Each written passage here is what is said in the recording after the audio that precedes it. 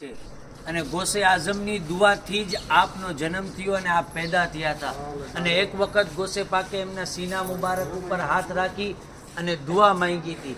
અને આ એવા વલી છે કે હઝરતે બાબા ફરીદ ગંજે શકર પોતે પાકિસ્તાનથી પીરની તલાશમાં, બાબા ફરીદને મુરીદ બનવું હતું તો પીરની તલાશમાં બાબા ફરીદ બગદાદ આવ્યા અને હઝરતથી મુલાકાત લીધી, જેના આસ્થાના ઉપર આપણે આવવાનું છે. શેખ શાહબુદ્દીન ઉમર સોહરવર્દી હઝરતનું નામ છે. તો હઝરતે બાબા ફરીદ આવ્યા તો શેખ શાહબુદ્દીનનું દસ્તરખાન લાગેલું હતું. એમનું પહેલાંથી મિજાજ હતું કે કોઈ બી મહેમાન આવે તો એમને ખવડાવતા હતા.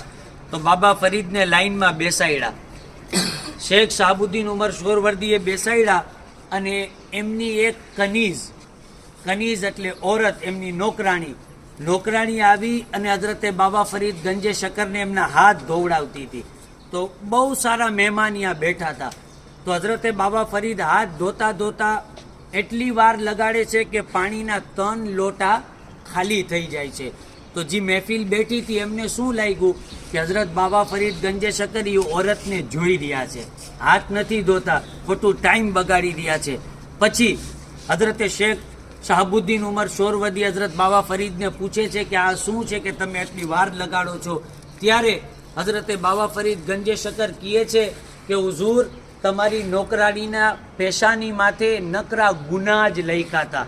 તો હું હાથ ધોતા વાર એટલે લગાડતો હતો કે તમારા દરબારની નોકરાણીના ગુનાહ પણ હું મારા હાથની સાથે ધોઈ રહ્યો હતો.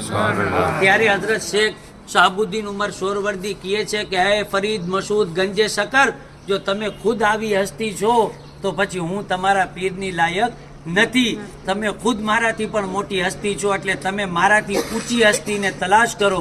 પછી હઝરત બાબા ફરીદ ગંજે શકર હિન્દુસ્તાનની સરજમીન ઉપર આવી અને હઝરત ખ્વાજા ગરીબે નવાઝના ખલીફા છે, એમના મુરીદ બને છે. તો આ શેખ ઉમર સોહરવર્દીનું મઝાર છે. આપણે અહીંયા બધાને દિલથી સલામ કરવાના છે અને